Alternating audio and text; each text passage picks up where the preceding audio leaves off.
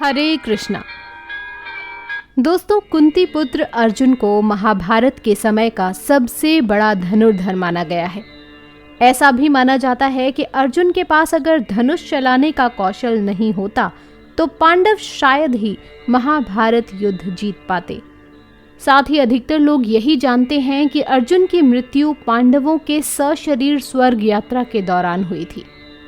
लेकिन दोस्तों, महाभारत में एक ऐसी भी कथा पढ़ने को मिलती है जिसमें ये बताया गया है कि अर्जुन की इससे पहले भी एक बार मृत्यु हो चुकी थी और देवी गंगा अर्जुन की मृत्यु पर मुस्कुराने लगी थी।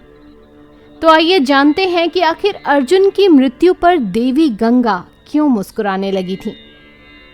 वीडियो में आगे बढ़ने से पहले दोस्तों, एक बार फिर से स्वागत है आप सभी का आपके अपने YouTube चैनल A2 डिवाइन पर।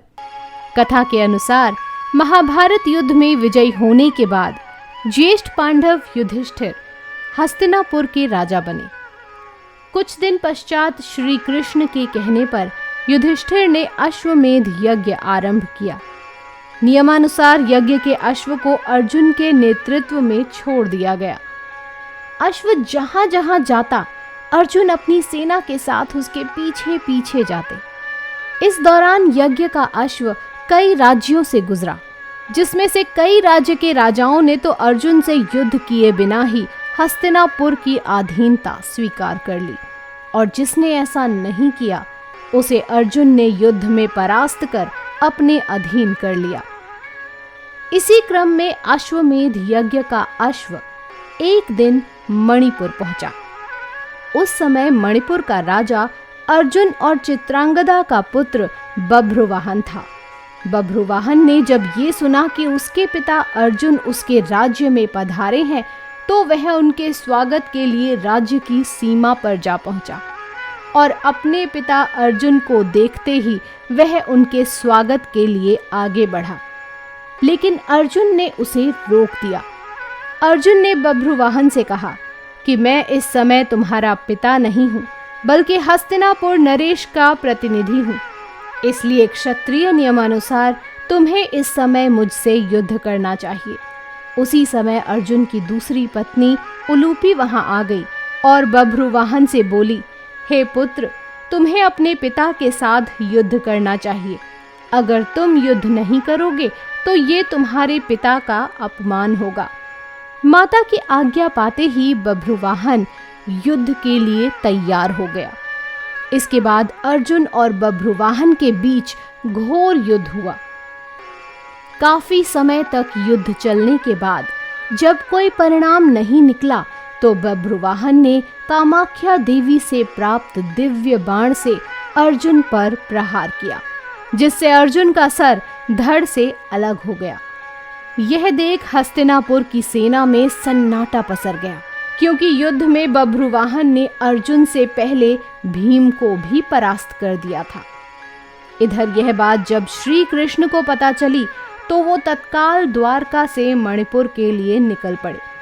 उधर अर्जुन की माता कुंती भी अर्जुन की मृत्यु की खबर सुनकर मणिपुर के लिए निकल पड़ी।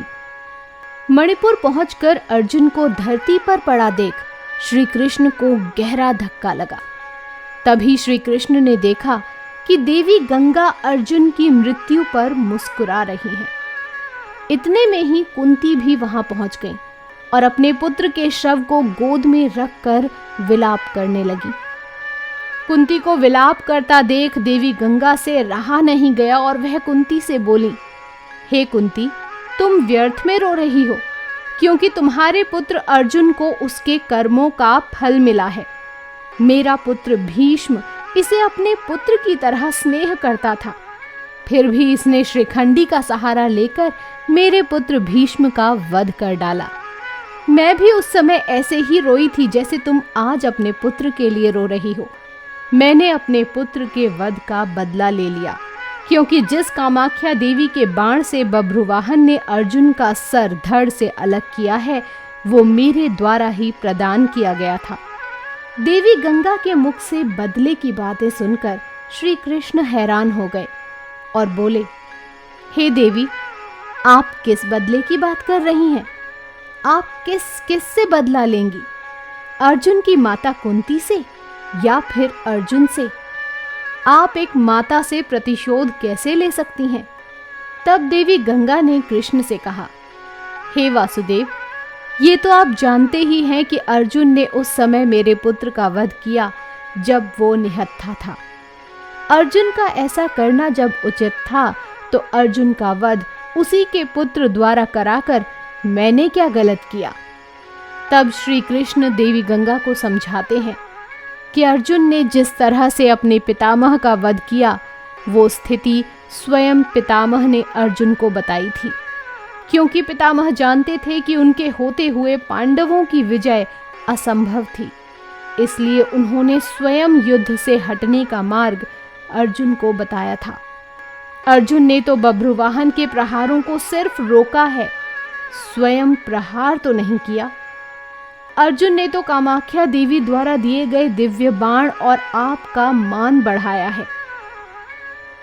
कृष्ण के तर्क सुनकर गंगा दुविधा में पड़ गईं और श्री कृष्ण से इस दुविधा से बाहर निकलने का मार्ग बताने को कहा। तब जाकर कृष्ण ने देवी गंगा से प्रतिज्ञा को वापस लेने को कहा।